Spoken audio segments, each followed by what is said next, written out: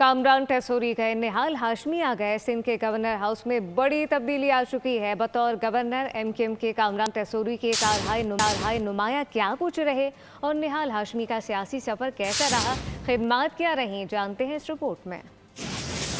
دھیما مزاج، خوش گفتار، پارٹی میں نمایاں پوزیشن کامران کی کامرانی کا سبب بنی۔ اگر ہمارے بچوں کا مستقبل بہتر ہو رہا ہے تو یہ کیسے ممکن ہے کہ کوئی سازش اس ملک کے لیے کامیاب ہو؟ یہاں پر بھی جو ایمبیانس کریٹ کیا گیا ہے، یہ بھی ایک آپ کو ایسا کریٹو ورک نظر آئے گا جس سے یہ نظر آتا ہے کہ ان کے اندر کتنا پیشنٹ ہے۔ 10 اکتوبر 2022 کامران ٹیسوری سندھ کے 34ویں گورنر بنے اور گورنر ہاؤس کے دروازے عوام کے لیے کھول دیے۔ صوبے کی اہم عمارت میں IT کورسز کروائے، کئی فلاحی منصوبے شروع کیے۔ صحت کے شعبے میں اسپتالوں کی سہولیات میں بہتری اور نئے طبی مراکز کے قیام کا سہرا بھی ٹیسوری کے سر جاتا ہے۔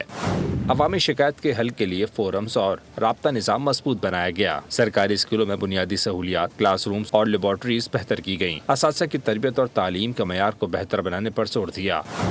عہدہ جانے سے صرف چند روز قبل ان کا بڑا فیصلہ سامنے آیا۔ پیٹرول کی ہوشربا قیمتوں سے ریلیف قدم اٹھایا۔ موٹر سائیکل سواروں کو عید تک 3 لیٹر پیٹرول مفت فراہمی کی ہدایت دی۔